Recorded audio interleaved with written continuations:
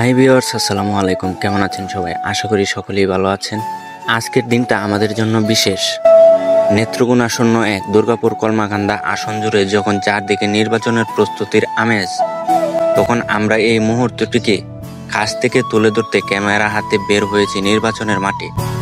কাজ করা মানে শুধু ব্যস্ততা নয়, একসঙ্গে থাকে দায়িত্ববোধ, প্রস্তুতি আর এক ধরনের নীরব উত্তেজনা।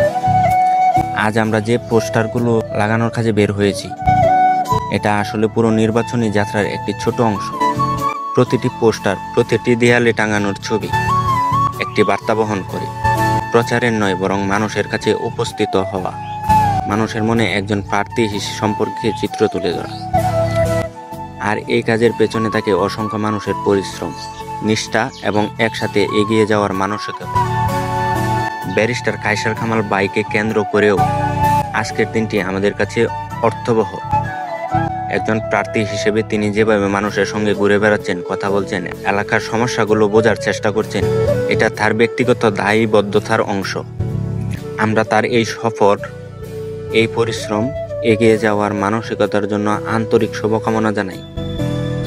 কায়সার কামাল ভাই যেন দায়িত্বশীলতা, সততা আর দৃঢ় সংকল্প নিয়ে নিজের পথ চলা অব্যাহত রাখতে পারেন, এই কামনাই করি। তিনি যেই লক্ষ্য ও স্বপ্ন নিয়ে এগোচ্ছেন, তা যেন মানুষের সেবা, উন্নয়ন আর কল্যাণের দিকেই থাকে। তার কাজ, তার চিন্তা আর তার প্রচেষ্টা যেন মানুষের জীবনে ইতিবাচক প্রভাব ফেলতে পারে, এটাই প্রত্যাশা। আজকের এই পোস্টার লাগানোর কাজটাও এক ধরনের স্মৃতি হয়ে থাকবে, কারণ নির্বাচনের দিন আসে একটু পরেই, কিন্তু প্রস্তুতির এই ছোট ছোট মুহূর্তগুলোই আসল বড় দিনের ভিত্তি তৈরি করে। এখানে যারা কাজ করেছেন, প্রতিটি হাসি, প্রতিটি ক্লান্তি, সবকিছুই মিলেই তৈরি হচ্ছে একটি বড় আয়োজন, মহড়া।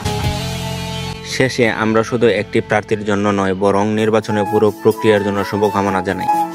যেন সবকিছু শান্তিপূর্ণভাবে সম্পন্ন হয়, সবাই দায়িত্বশীল থাকে, আর আমাদের এলাকা যেন উন্নয়ন, সম্প্রীতি ও ঐক্যর পথে এগিয়ে যায়। আজকের দিনের কাজ শেষে আমরা শুধু পোস্টার লাগাইনি, আমরা একটি মুহূর্ত তৈরি করেছি, যা ভবিষ্যতের নির্বাচনী ইতিহাসে ছোট হলেও গুরুত্বপূর্ণ হয়ে থাকবে।